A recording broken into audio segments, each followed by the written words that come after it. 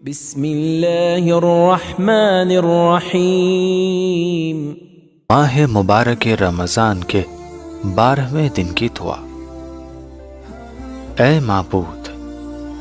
اس مہینے میں مجھے پردے اور پاک دامنی سے زینت عطا کر، اس میں مجھے قناعت اور خودداری کے لباس سے ڈھانپ دے، اور مجھے عدل و انصاف پر آمادہ فرما، اور مجھے اپنی پناہ کے ساتھ ان چیزوں سے محفوظ رکھ جن سے میں ڈرتا ہوں، اے ڈرنے والوں کی پناہ۔ بسم اللہ الرحمن الرحیم۔ اللہم صلی علی محمد وآل محمد۔ ماہ مبارک رمضان میں 12ویں دن کی دعا میں ہم نے اپنے پروردگار سے مطالبہ کیا کہ مالک ہمیں زینت دے پردہ پوشی کے ذریعے سے، اور ہمیں زینت دے پاک دامنی کے ذریعے سے۔ انسان کے وجود کے اندر پاک دامن ہونا، اس کا عفیف ہونا، اس کے وجود کے اندر عفت کا ہونا، اور انسان کی زندگی میں پردہ پوشی، عیوب سے پردہ پوشی، گناہوں سے پردہ پوشی بہت اہم ہے۔ انسان کی زینت دو طرح کی ہوتی ہے۔ انسان کبھی اپنے ظاہر کو پاک رکھتا ہے، کبھی انسان اپنے ظاہر کے ساتھ ساتھ اپنے باطن کے اوپر بھی توجہ دیتا ہے۔ یہاں پر ہم انسانیت کی زینت کی بات کر رہے ہیں، اپنے روح کی زینت کی بات کر رہے ہیں کہ پروردگار ہمیں زینت دے تاکہ ہم پردہ پوشی کے ساتھ ساتھ جس طرح سے ہمارے گناہ پوشیدہ ہیں، ہم دوسروں کے گناہ بھی پوشیدہ رکھیں، اور ہمیں زینت دے تاکہ ہم اپنے وجود کے اندر آلودگیوں کو جس طرح سے دور رکھ رہے ہیں، اسی طریقے سے اپنے وجود کو ہم پاک رکھ سکیں، پاک دامن رہیں، عفیف رہیں۔ اور یہ عفت انسان کے وجود کے اندر ایک بڑا ملکہ ہے کہ جہاں پر انسان اگر پاک دامن ہوتا ہے تو پھر خدا کی اس کے اوپر عنایت بھی ہوتی ہے، اور بہت کچھ خدا ایسے انسان کو دیتا ہے کہ جس نے اپنے آپ کو پاک دامن رکھا ہے۔ انسان کی زندگی میں بہت سارے مراحل، زندگی کے اطراف میں بہت سارے افراد ایسے ہوتے ہیں کہ جو گناہ کر رہے ہوتے ہیں۔ یہاں پر جو پروردگار سے ہم نے مطالبہ کیا ہے کہ پروردگار پردہ پوشی کر، تو پردہ پوشی اس وقت تک نہیں ہو سکتی کہ جب تک کہ ہم اپنے دوسرے بھائیوں کی گناہ کی پردہ پوشی نہ کریں، اس لیے کہ پروردگار نے خود ہم سے چاہا ہے کہ جس طرح سے ہم خالق ہو کر تمہارے، میں تمہارا رب ہو کر ستار العیوب ہوں، تم سے بھی میرا مطالبہ یہ ہے کہ تم لوگوں کے عیوب کی پردہ پوشی کرو، انہیں ظاہر نہ کرو۔ اور یہاں پر ہمارا مطالبہ یہ ہے کہ پروردگار ستر کے ذریعے سے، پردہ پوشی کے ذریعے سے تو ہمیں زینت دے۔ تو ایک زینت تو یہ ہے کہ ہمارے جو گناہ ہیں وہ پوشیدہ رہیں، دوسری زینت یہ ہے کہ ہم لوگوں کے گناہ کو ظاہر نہ کریں لوگوں کے سامنے، بالکل اس طرح سے رہیں کہ جس طرح پیغمبر اسلام صلی اللہ علیہ وآلہ وسلم نے حدیث میں ارشاد فرمایا کہ جیسے شہد کی مکھی جو بہترین پھولوں میں جا کے بیٹھتی ہے اور ان سے ان کا رکھ لیتی ہے، اور اس کے بعد پھر اس سے جو چیز سامنے آتی ہے وہ شہد ہوتی ہے، اور شہد میں لوگوں کے لیے شفاء للناس، لوگوں کے لیے شفا ہے۔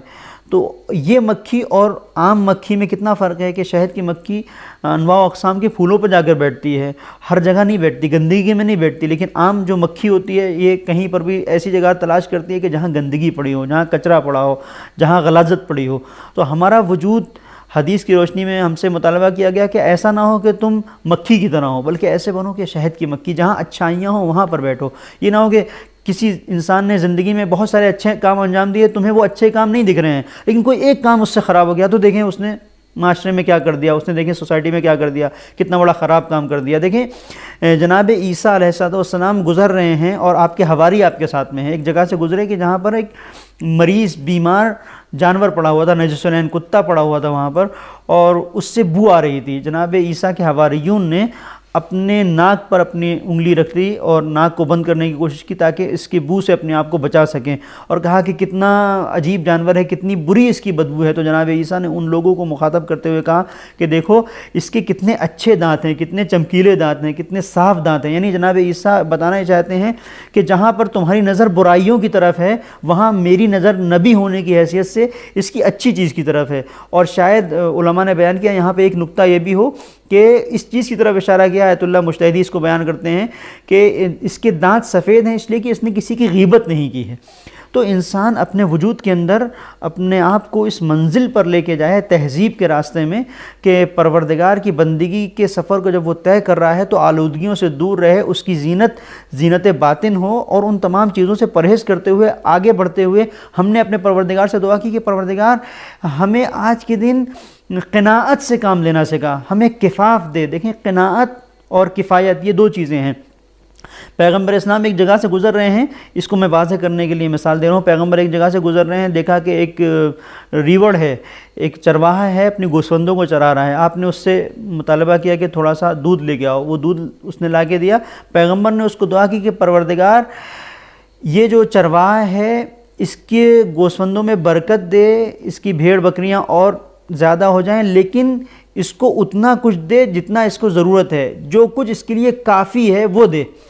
اور اس کے بعد پیغمبر نے یہ کہہ کر پیغمبر آگے بڑھ گئے، کسی ایک اور دوسرے مقام پر پہنچے جہاں پر بھی وہاں پر بھی اسی طرح سے ایک چرواہا تھا۔ آپ نے وہاں پہ کہا کہ پروردگار اس کے مال میں زیادتی کر دے، اس کو مال زیادہ دے دے۔ کہ جہاں لوگوں نے سوال کیا کہ حضور آپ نے ایک جگہ پر جا کر کہا تھا کہ اسے کفایت دے، اور ایک جگہ پر جانے کے بعد آپ نے کہا کہ اس کے مال میں برکت دے، مال اس کا زیادہ کر دے، تو کہا کہ میں نے وہاں پر جو دعا کی تھی پہلی دعا وہی اہم تھی۔ ہو سکتا ہے کہ انسان کی زندگی میں مال بہت زیادہ ہو لیکن اس کے لیے کافی نہ ہو، انسان بہت سارے مال کو اکٹھا کرتا جا رہا ہے، اس کے بعد آگے اس کو ہوس اور بڑھتی چلی جا رہی ہے کہ اور زیادہ ہوتا چلا جائے۔ اور کفایت یہاں پر ہے کہ انسان کو پروردگار نے جو کچھ دیا ہے اس پہ راضی ہے۔ میں نے پہلے والے کے لیے جو دعا کی، پہلے والے چرواہے کی، اس لیے کہ اس کا عمل اچھا تھا، اس اچھے عمل کے صلے کے طور پر میں نے یہ دعا کی کہ پروردگار اس کو جو کچھ بھی تو دے رہا ہے اس کے لیے کافی ہو، اس کو کفایت دے۔ تو ہم بھی پروردگار سے دعا کریں کہ پروردگار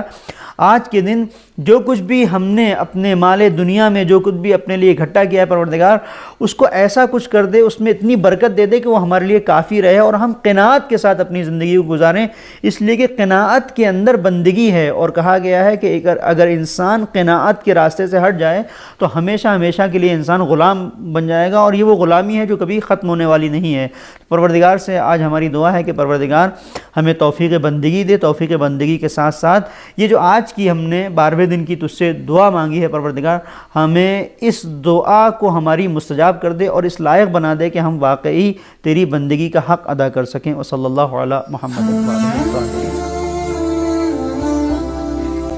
الاجل کہہ کے جو پاتے ہیں ظہور